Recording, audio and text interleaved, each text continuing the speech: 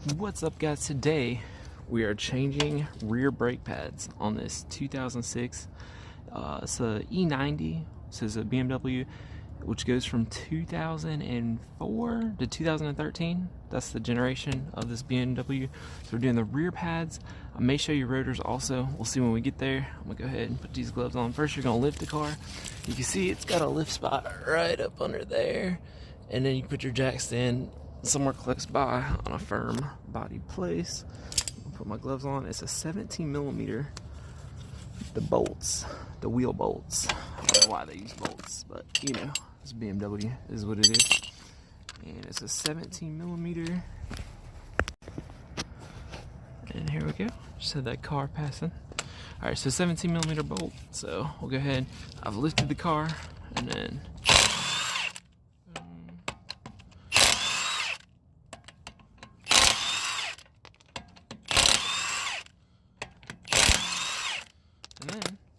just hit it at the top, pull the wheel off, and then we got a nice little seat. And then you're looking at our rotor, just your caliper. Your pads are right in there. First, I'm gonna take a flathead screwdriver, and right back here, right there, you can take a flathead. It's like a little dust cover. And you can see, just gotta take that off. And behind there, I believe it's a T30 socket. There's one. Oh man, I don't think you're gonna be able to see it. I'll show it to you once I get this caliper off, but there's one in the back too. And there we go. And then we're gonna grab just my ratchets. First, I'm gonna break it loose, and then I use my electric. I'm gonna go lefty loosey. This thing's been in the rain too much. All right. So then I just break it loose, and then come back down through here.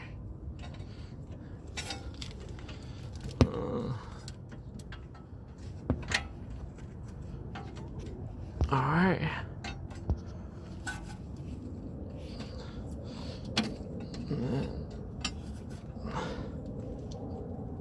There we go. Now I broke them loose, so get the electric ratchet. I think it's over here.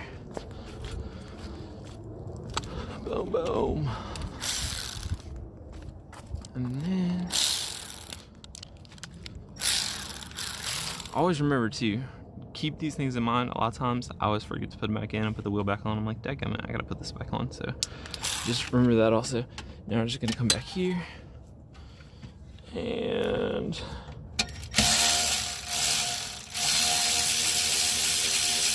that one's out. And this other one. Sorry guys if y'all aren't getting the best view. There's no way for me to stick my head in there.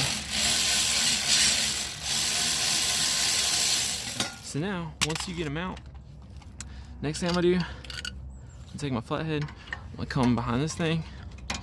I'm gonna kind of bend them out of my way a little bit, and when we put it back on, I'm looking, do I see myself? Oh gosh, I hope I got that.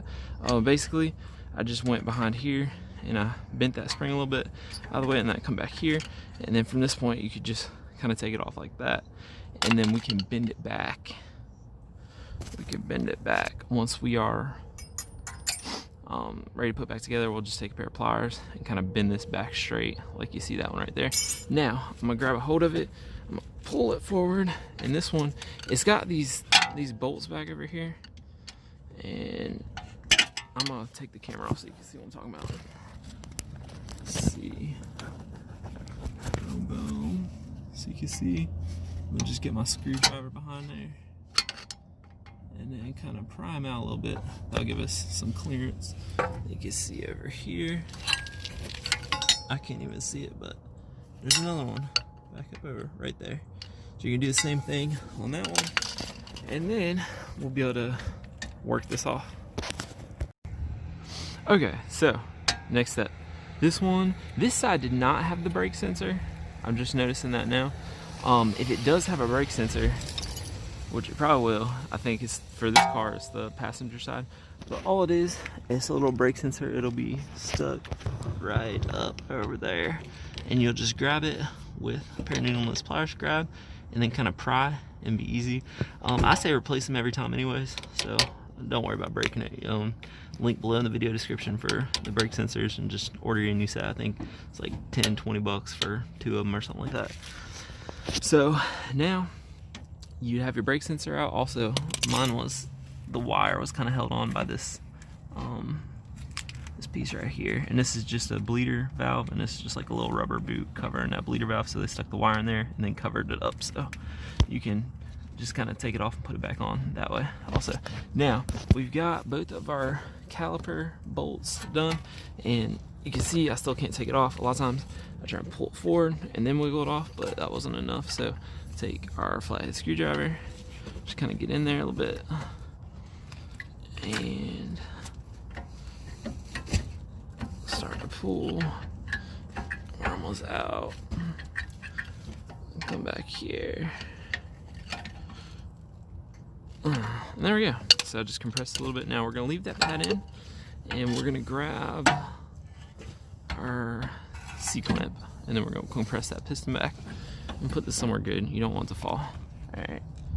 Oh, C-clamp's right here. Boom. And then just going to come back here, and this thing needs to come back a little bit. I'm going to pop it in. Oh, a little bit more.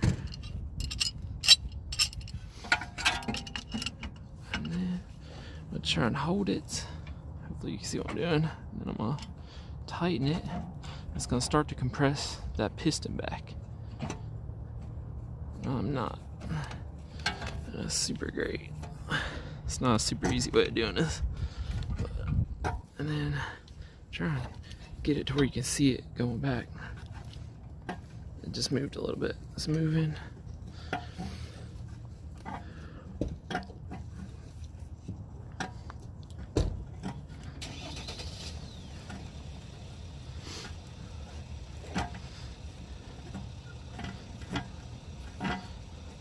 And eventually it'll just stop.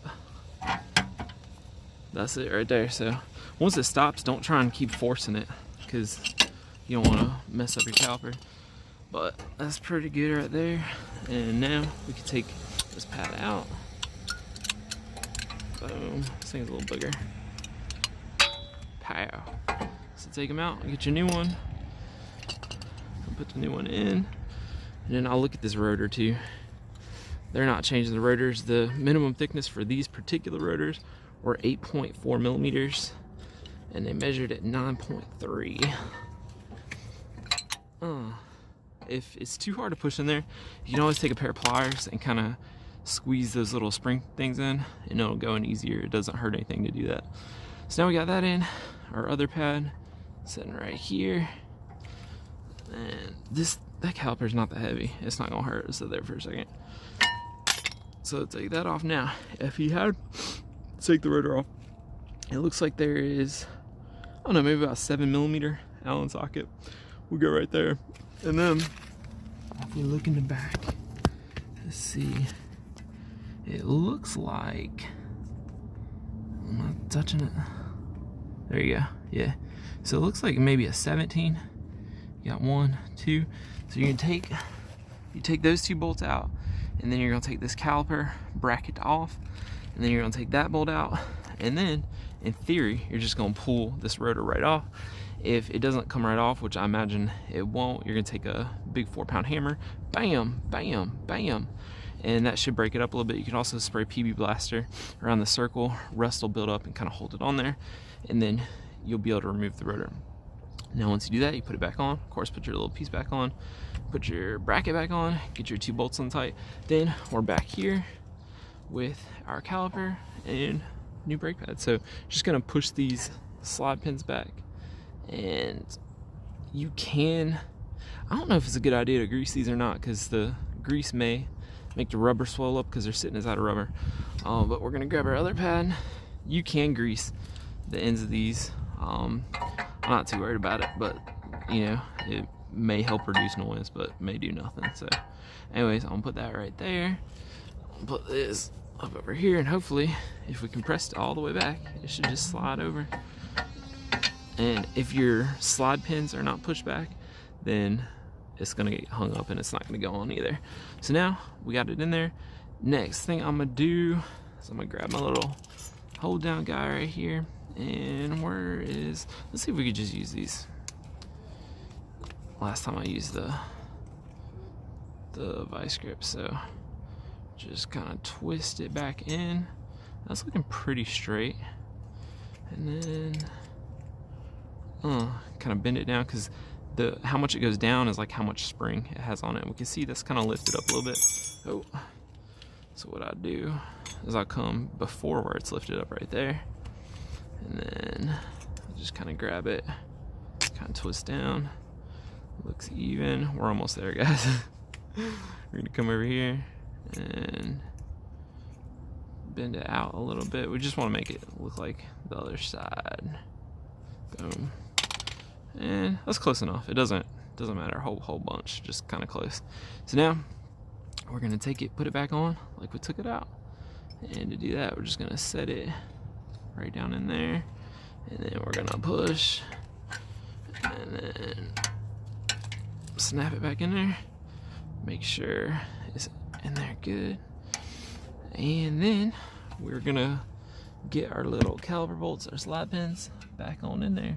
And I just go ahead, I'm trying to see, can y'all see it? Yeah. So I'm gonna push it back in. And then the bottom one, we know it's hard to see, but I did show you that earlier if you missed it, if you skipped it here. I took the camera off my head and went down there. So now, I'm gonna get righty tighty. Gonna come on over here. And then